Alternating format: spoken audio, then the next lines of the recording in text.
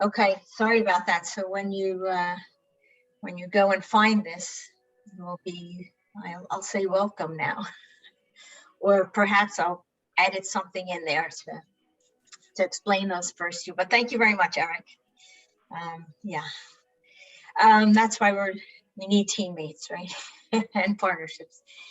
Okay, so once you get into the more technical pieces, right? So after you're through those first rudimentary steps that are going to be very, very routine from dam to dam, you're going to get into the more specifics depending on the dam you have, and you're going to start the sediment work, the hydrology and hydraulics, H&H studies, which is going to, can I suggest that folks mute themselves? I don't know if you guys can hear that background noise. Maybe somebody on a phone. I can definitely hear that. Yes, please mute whoever is not. Okay, thanks. Sounds like we managed that. Okay, so then you know, preliminary design work, again, looking at those 3 bullets above, that should give you enough to do some preliminary work, deal with your site-specific issues, permits, and even preliminary cost estimates. Okay, so now I'm going to get into the questions that we received in advance. And this was a question possibly from someone who has seen some of our earlier presentations. And what they asked was to take a little deeper dive into a more typical or routine. And again, that's a word that's kind of tough to use with dam removals, but something of on a smaller size, a more typical size. So what I did was, and these slides were borrowed from, actually prepared by Kyle Richter, no longer at the Musconetcong Watershed Association, but this is a dam removed by the Watershed Association on the Musconetcong. And it was at that time the first dam up from the confluence with the Delaware. I chose this one because it's of a more typical size. You can see there, it's, you know, I would say it's nothing distinct or distinguished about the dam itself. If we were to, you know, to zoom out, you'd see that it is sitting in the middle of a historic village, which again, bring on some of those community concerns that we'll discuss in a little bit. But it's 9 feet high, it's about 100 feet wide, rebuilt in about 1955-ish. So to look at it, it's a pretty standard looking concrete dam. It was originally constructed, okay, so now you can actually see some of those historic buildings that, you know, cause concern among the community. But something about this dam that I mentioned earlier is that while this is a low hazard dam, another reason that I chose this, because it's a low hazard kind of smallish dam without a bunch of sediment. But this was in fact the location for 2 fatalities, 2 kayakers in separate incidents, lost their life in a flood situation when we had, you know, one of those low head dam situations. And also there was a rescue, a near drowning just a few weeks before the dam was removed by a young angler. Luckily, actually there was a Navy SEAL who lived in one of the neighboring houses who jumped in and saved him. So, I mean, that was a kind of a 1 in a million shot. It could very likely have been a 3rd fatality. This had very typical removal drivers. The objectives were fish passage, improving recreational opportunities, reducing local flooding, and improving water quality. And again, not on that list, but the public safety issue as well. So, and in this case, as is very often the case, the owner was looking to shed some of the liability related to owning the structure, especially with, you know, fatalities.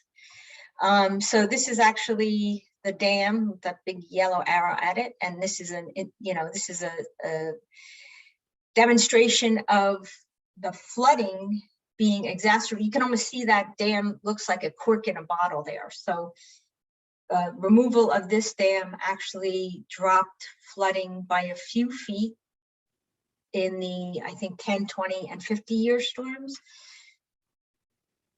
And this is what the dam removal looked like afterward. A couple of things to note about this dam is that it had a very small amount of sediment. It had about 1,100 cubic yards of sediment. None of the sediment, well, 90% of it was kind of sand or larger. So we didn't have a lot of the fine sediment that tends to be where you find more of the contaminants. This had larger sediment. And in fact, after the full suite of DEP contaminant testing, was found to be clean. In this case, the dam was removed and that sediment was allowed to move downstream.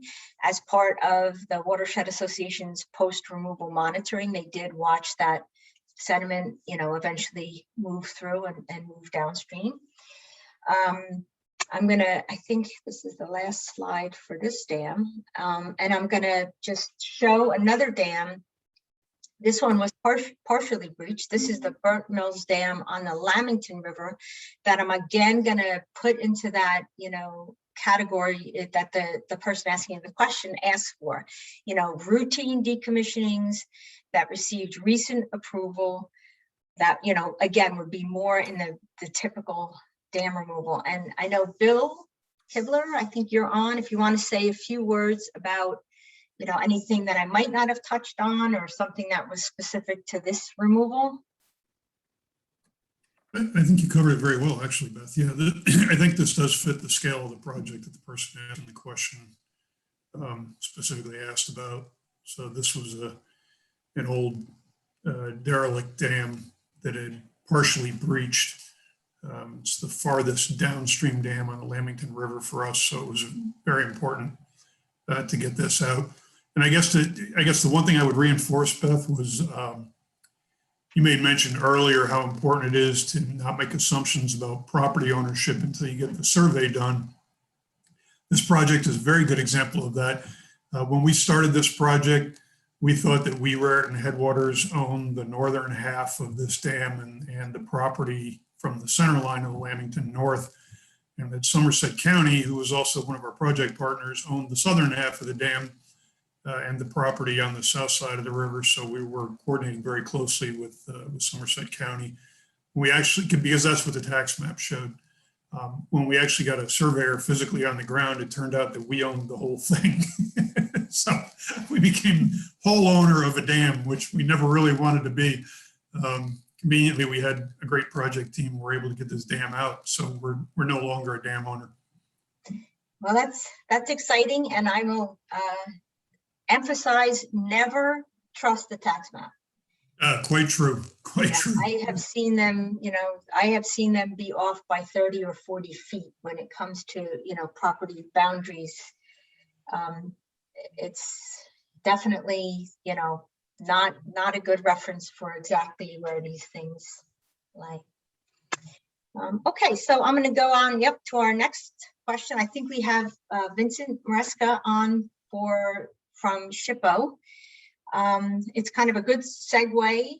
We just looked at two dams that would fall into the category of historic dams, but just a word to the wise, even if what you're looking at is not, something that is clearly 50 or 100 years old or is nestled in the center of a historic village, as is the case in Finesville, but the average age of a dam is close to 60 or more years now. So even if you're looking at something that doesn't seem charming and historic, by virtue of its age, you are going to interact with SHPO. So it's better to start those interactions early so they can run concurrently with the rest of your work. I can say very early on, the first dam removal that the Musconecon Watershed Association worked on, and I was part of that team at the time, we did not realize how lengthy SHPO work could take, and we sort of had permits in hand when we were just beginning to initiate this, and it can take a while. So if Vincent, if you want to unmute yourself and answer our question. Hi. Yeah, thank you. I'm Vincent Maresca with the New Jersey's Historic Preservation Office. I am the dam reviewer. So the question is, can SHPO weigh in on local historic preservation groups and whether there are any efforts to maintain the historic aspects and buildings at the site? So as you said, structures over 50 years old is the criteria set in the rules when we start looking to see if something historic property. Most dam structures that we have a concern with are usually from the 1700s and early 1800s, and they tend to be encased within the concrete dam structures you may presently see on site. Again, these are usually mill locations. They tend to be what we call a mill seat. It's an early occupation zone in the colonial and early historic period. So there tend to be historic structures around there, or around the dam structure itself. Sometimes they're surveyed and sometimes they're not. So that's sort of the trigger. When a project comes in, you need a freshwater wetland permit or there's federal agency involvement. We will look at the dam, see if it's has any archaeological components. That is a concern, as well as does it contribute to the historic village that it is either in or was part of. There are instances where there are local entities that are involved.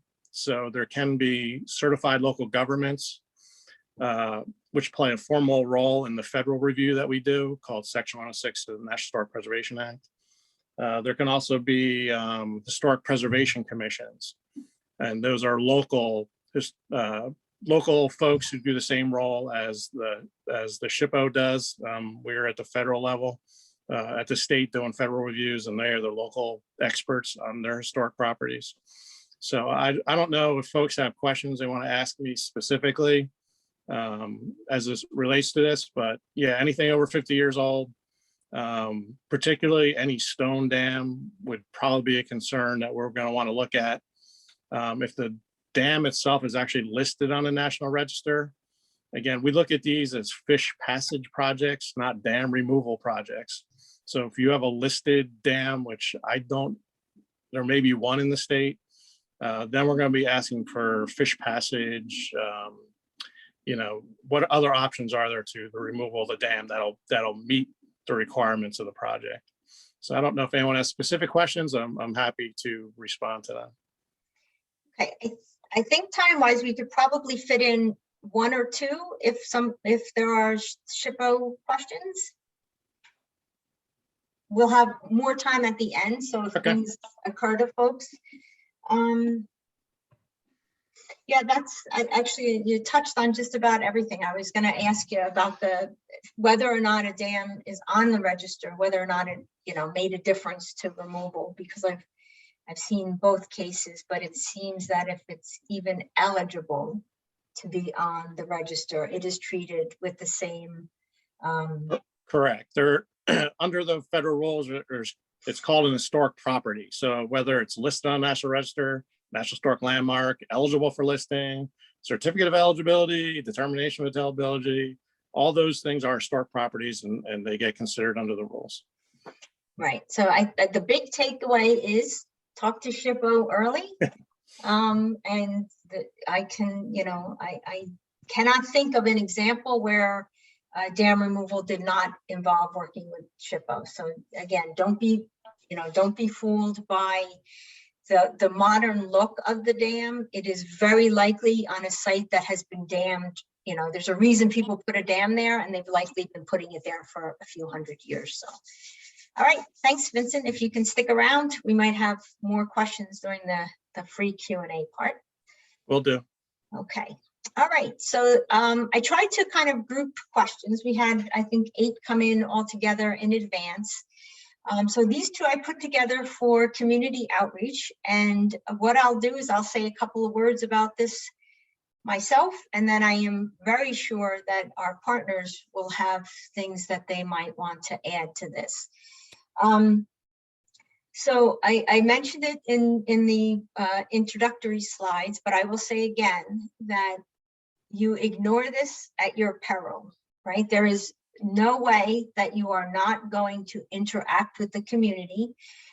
It is better that you do it as early as possible with as much education as possible. These are, the second questioner here mentions, the word waterfall.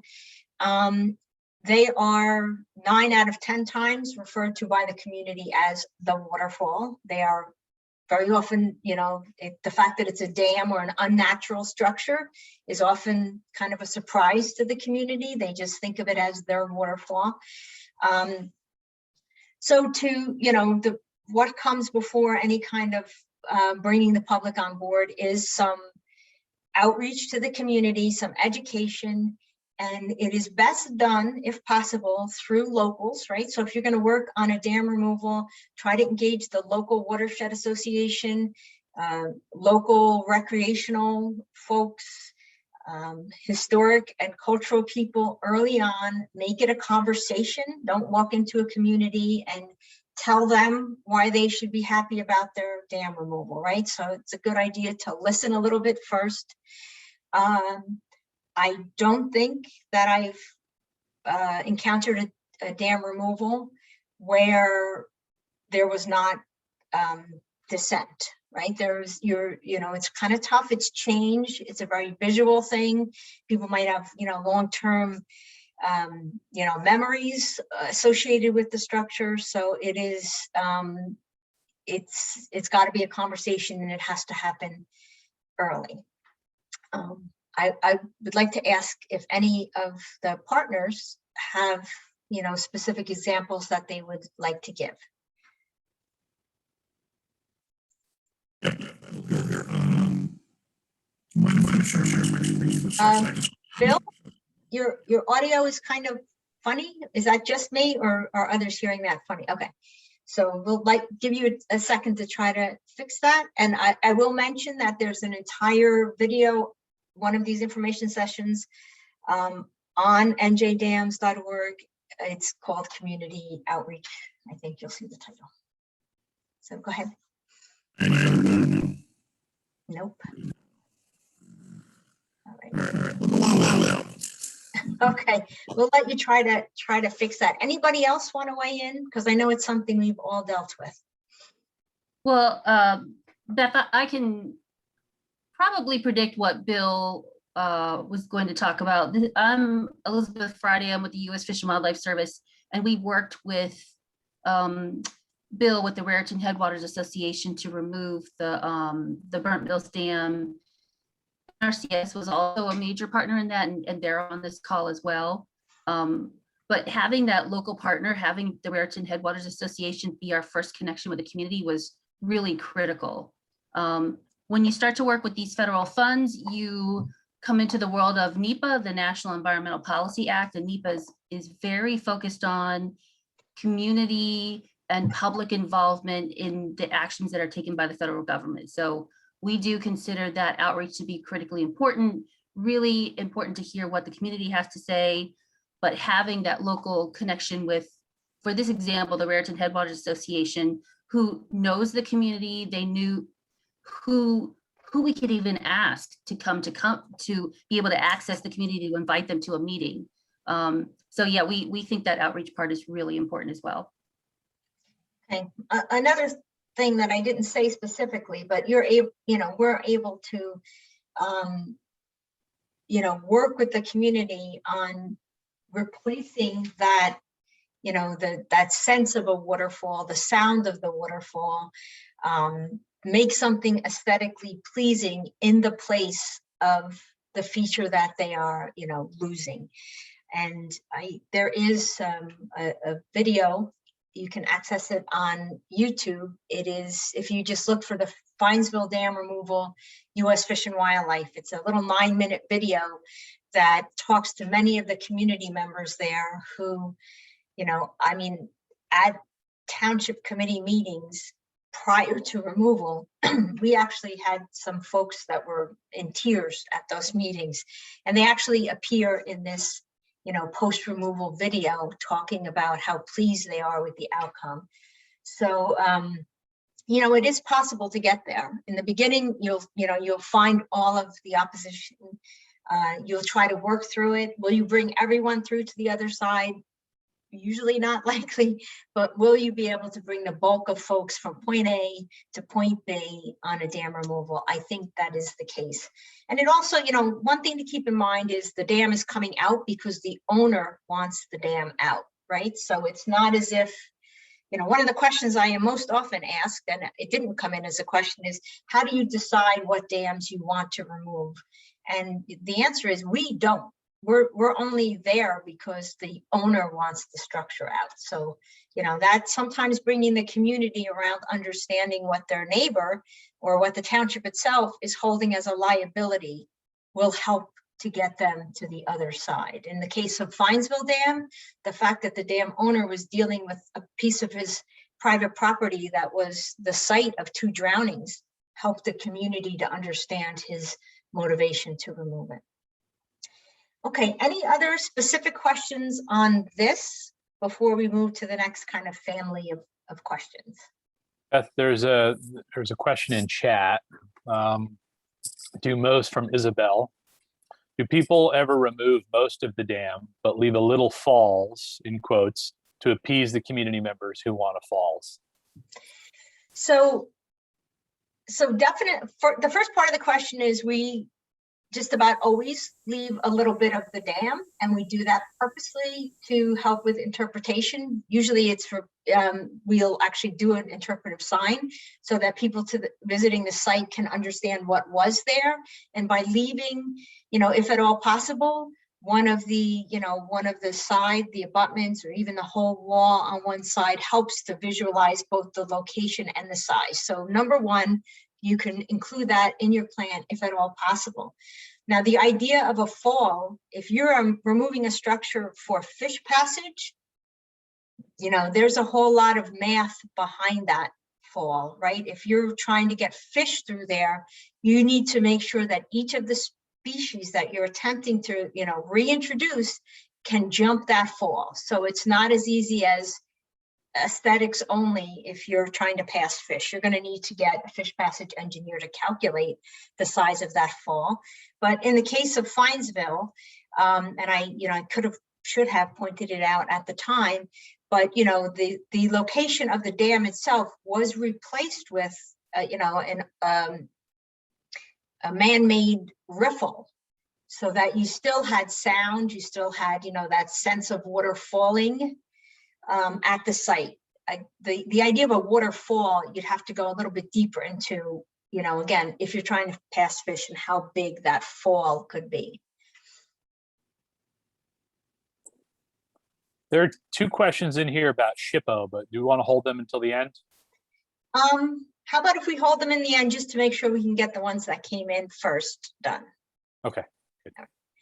Okay, so with that, I'll go to the next question, and I'll ask for the for dam safety to be on alert. And I know Jake from Army Corps is on. So these are 3, this family of sediment, and what's going to happen, what's going to go downstream. So maybe if Zach is on, or Clint would like to. Sure. Okay.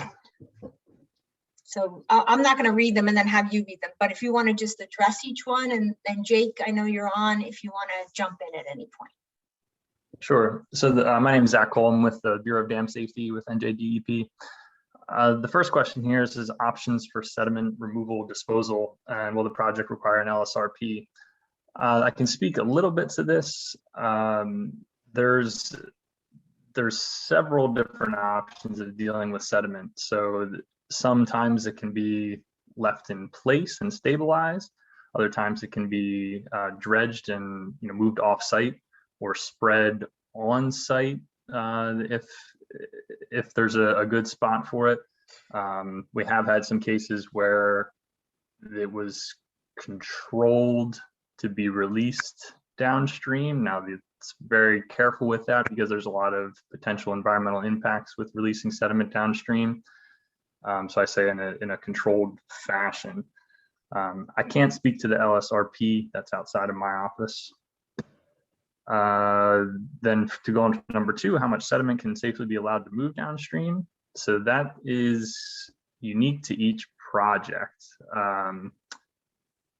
There's really no definitive answer to say to that one. It's very project specific. And how is this calculated? Through the engineering design, through your private consultant. So the owner needs to hire a consultant to do the design of the removal. So again, more project specific. I can't really give any more detail to that question. Better understanding of downstream effects. So from a dam safety perspective, our regulations look at the 10-year storm, the 50-year storm, and the 100-year storm. And with each of those storm events, there can't be any adverse impacts from flooding downstream. So for, I guess that kind of comes into erosion and not as much sediment, but we're looking at more from a hydraulic standpoint. So what are the impacts kind of pre and post removal, and making sure that we're not making anything worse for people downstream. So if there's anything else, I can answer more questions about it, or if somebody else wants to jump in and speak a little bit more to each one of these questions. Okay, I think Jake's going to jump in. I will say with respect to how much sediment can move downstream, it matters very much what is downstream. So, and what, if you have a very kind of low gradient area where the sediment is going to hang up there forever versus a higher gradient system versus, very fine particles, coarse material, or, if you have a river nearby that's big and able to receive. So as Zach said, it's kind of a range of things. Jake? Yeah, this is, can everyone hear me? Yep. Okay, great. Yeah, I just did have a few thoughts I could just add. So my name is Jake Helmaniak. I'm with the Army Corps of Engineers. I'm a hydraulic engineer. So I'm going to try to not get too technical or too down in the weeds with some of this stuff. But in general, I think I would echo what dam safety was saying about, in general, it is pretty site specific. Unfortunately, there's no magic answer for every stream. It's very site specific, but I would add that I would like us to keep, so as one of the options for sediment removal or disposal, I think we should keep that natural controlled release on the table until it's kind of crossed off for a particular reason. And you mentioned that as one of the options. I think I would just echo that it should be, if not the default, it's certainly left on the table for discussion and crossing off if we have to. So in general, I think the question number 2, you could simplify it as, how much sediment is too much, which is what we ask on every project. So in general, I was just going to run through kind of how we might do that. And again, trying not to stay in the weeds. But so Beth, you mentioned quality of the impounded sediment. So chemical contamination. I would just also mention that, we can qualify that, right, by looking at contamination levels upstream and downstream. So even if we have some contamination, how much does that differ from what's upstream and what's downstream? So, and then also in terms of quality, Beth mentioned, so do we have mostly bed load behind the dam? Is it mostly that coarse grain material? Or do we have a more significant portion of finer grained material, silts and clays, which would help kind of guide any sediment management processes? So, and then, that's quality, right? So quantity, how much impounded sediment is behind this dam or any dam? We would look at some underwater survey or bathymetry, a number of methods, probing the impoundment with a graduated rebar, things like that, to try to quantify exactly how much sediment is behind the dam. And then also, so So also comparing that to an annual sediment load. So that gives us kind of a relative, potential impact. So not just how much is behind the dam, but how does that compare to the amount of sediment that's generally in the system over a given year. And then, so in terms of kind of potential impacts downstream, I think, we talked about the 10, 50, and 100-year events, and those would be kind of temporary increases to water surface elevation downstream. That'd be more like a physical process. And then you could also have to look at kind of increased scour potential at any upstream bridges or even downstream bridges if you had some changes in flow. But also Beth touched on the kind of biological or ecological potential impacts. So could we be blanketing any habitat, with any controlled sediment release that we let move downstream? Could we have turbidity issues, for fish species, that kind of thing? So then I would also just touch on kind of what tools we might have for analysis of those particular potential impacts. So, a lot of times we can try to use analog comparisons, but because these systems are so unique, unless you have multiple dams on the same river, sometimes those analog comparisons aren't quite as easy to make, to other completed or monitored dam removals. So another tool we might have would be to kind of model those potential impacts from a sediment release. So using computer programs such as HEC RAS, which is one of the Army Corps programs, hydraulic streams analysis program. So, where we could look at the timing and duration and depths of deposition and, kind of incorporate any uncertainty and, as best we can kind of bracket the range of outcomes and then kind of use that to inform whether those timelines and depths are consistent with the overall project goals. So that was a lot of blabbing, but I just had a couple bullet points in my head, so I thought I would get those.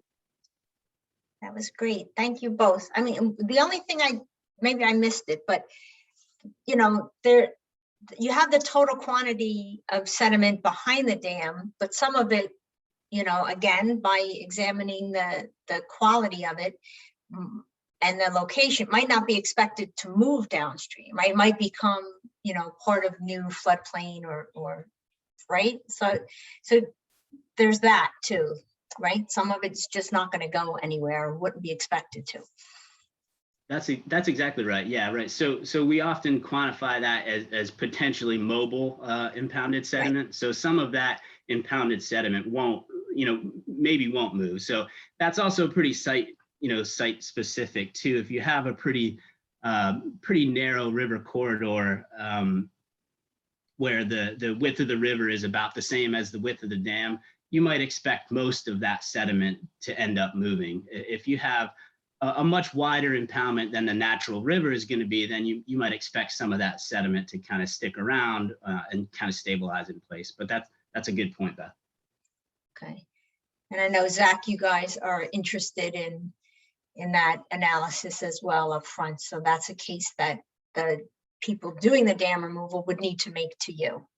And also, if we were expecting some of that to stay behind as floodplain, we'd also have to show you how we plan to keep it in place, right? Vegetation or whatever. Exactly. Yep. Okay. All right. I'm going to jump to the next family of questions here.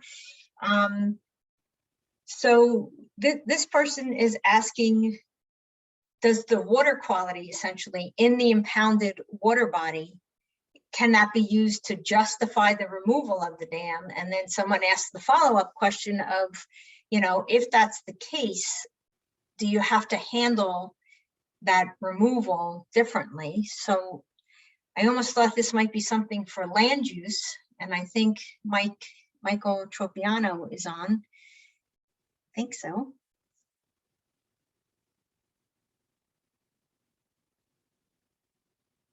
Maybe not. Hi, Hello, sorry, Mike. I'm on. I'm Okay. on. Can you repeat the question? Sorry about that.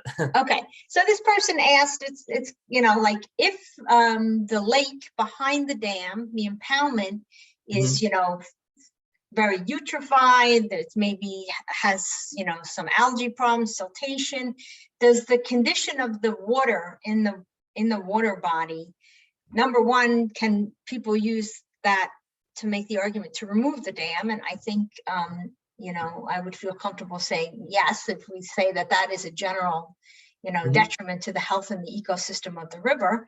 Yeah. But then would that water, that not great quality water, being moving downstream, is that something that would need to be considered in the removal process? It might be. That might be a question for more water quality people, though. I can reach out to them and ask them if they would like. So when you say water quality folks, who would be in the dam removal process? Who would be answering this? Would this be like a Fish and Wildlife question, or? Well, we have a whole water quality unit, so I would be able to connect this person with someone from water quality. Okay, my guess is that the effects would be sort of temporary, so it would be a matter of weighing exactly, a lot of things like eutrophication and those HABs or algae as a general, once you reintroduce flow to that situation, your problem is going to quickly disappear. But I'll make sure to get back to those folks. And I think we just have one more short but sweet for the DEP, maybe dam safety, whether or not loan applications would be taken, and then we can open up to any new questions. So yes, we expect the application period to open up this fall. We don't have a specific date yet, but sometime this fall 2021. We will post a notification on our website when it does open up. But until then, I don't have anything more detail for it, aside from general kind of characteristics of the loan, that it's a 20-year loan, low interest, I think it's around 2%. They can be used for removals or rehabilitations, and it is a competitive loan. So they're, depending on how many applicants there are, they get ranked in terms of the hazard class of the dam, the condition of the dam, what the project entails. So keep in mind that it is a competitive loan program. Okay, and is that open to private citizens and townships and? Yes, so they so say if you have a private dam owner, they are required to have the town or municipality co-sign the loan. So that's an important part of the loan agreement process. Okay. All right, so I'm now going to open it up for any new questions, and Sarah and Eric were watching the chat. The two SHPO questions that were posed earlier, Vincent had answered them in chat. So okay, there are no new questions yet, but if you have them, please pop them into chat. Looks like Mr. Schrading's got his hand up. Hey, just wanted to throw something out there for outreach that we were talking about before. And I think it's important, if at all possible, for a local sponsor or a local agency to be part of that outreach effort.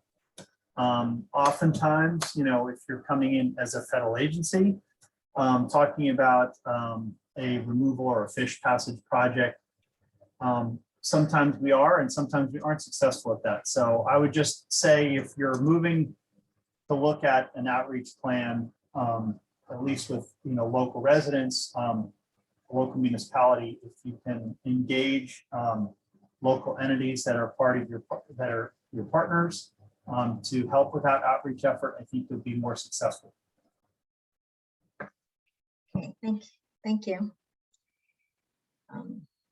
No new questions. Lots of good kudos to water quality as being a benefit for dam removal. That's Okay. I had a question, one follow-up question for Zach related to the dam loans. Is there matching funds that are associated? Does the landowner need to bring money, or can it be for 100% of the costs?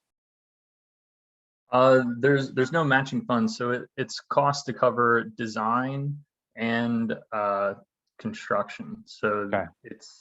it kind of covers the whole project. One other thing to note about we're talking removal, so never mind that. Okay. No, never mind that note. So yes, it can cover anything related to the engineering design work and the construction to remove the dam. Is there a min and a max?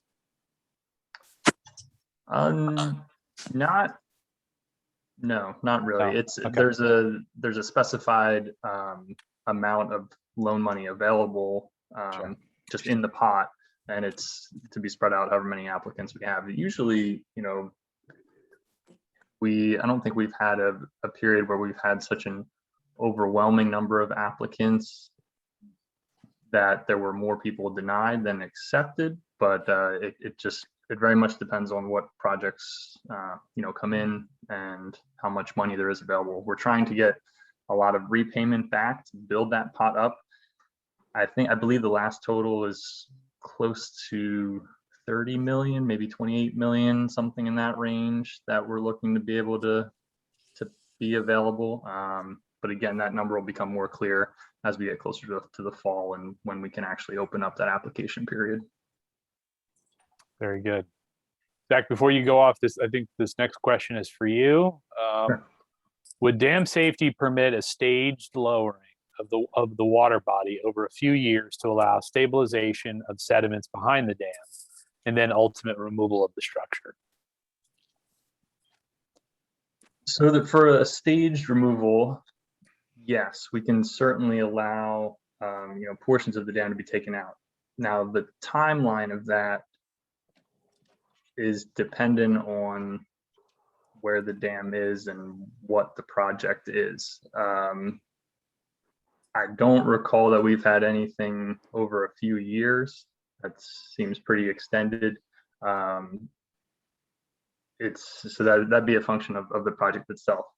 We certainly be a proponent of a controlled lowering, so we're not just removing really large sections of a dam all at once or instantaneously by any means.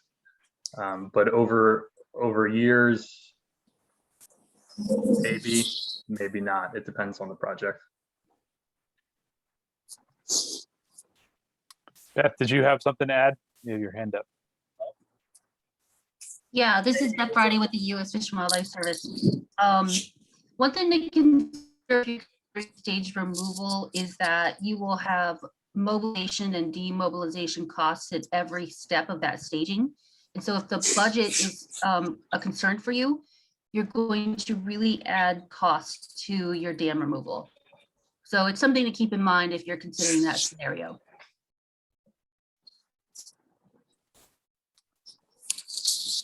Okay. I can add one more thing to that. Good, Zach. We have certainly allowed like temporary notching to create a safer condition for a dam. So if the dam is was damaged during a storm event or just has deteriorated over time to be in very bad shape to impound like the normal pool, we've allowed approved kind of a temporary notch to lower the impoundment, not completely remove the dam, but it lowers the risk of a catastrophic failure. And that temporary lowering may be in place for quite some time until either a full permanent removal can be undertaken or permanent rehabilitation. So in that case, you could have, for lack of better words, like a partially breached structure for a defined period of time. And again, goes back to project specific. Okay. I see Isabel has her hand up. I just had a quick question. I was wondering if anyone here on the call has been thinking about opportunities for New Jersey with regards to the new infrastructure bill that's coming through the federal government, and see if there's, you know, anything we can take advantage of in terms of our, like, removing high hazard dams due to, you know, some of that new language.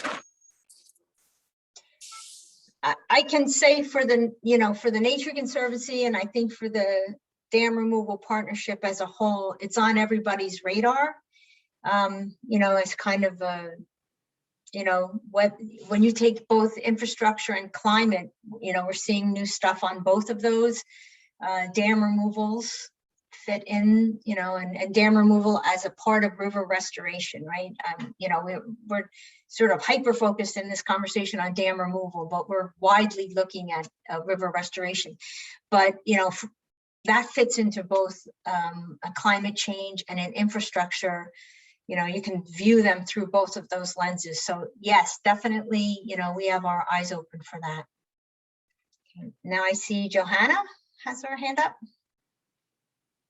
Yes, I'm wondering if everyone is comfortable with the 10, 20, and 100-year storm protection. And because I'm thinking, and is it site location, there might be some 500-year concerns. I just wonder what other reactions were of the experts. Sounds like a question for Zach, I think.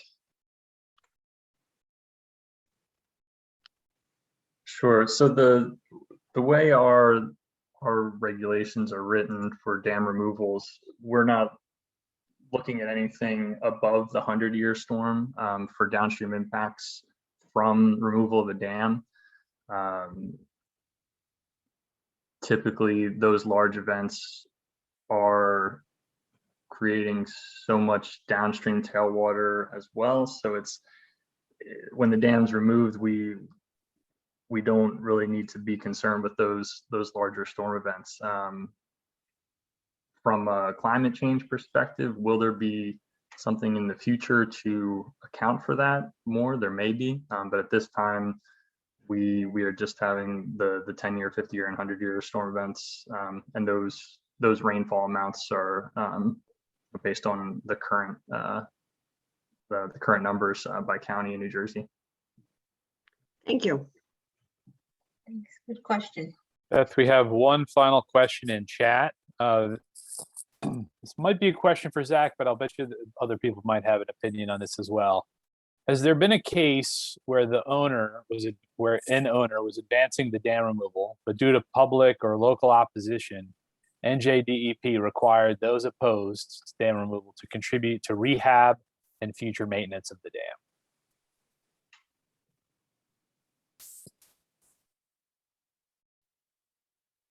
So certainly there's been opposition to dam removals, and I don't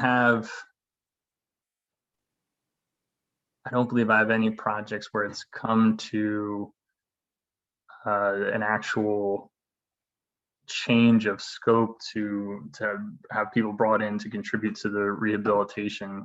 There may be, but I'm just not aware of it. But that's certainly something that's brought up for anybody opposed.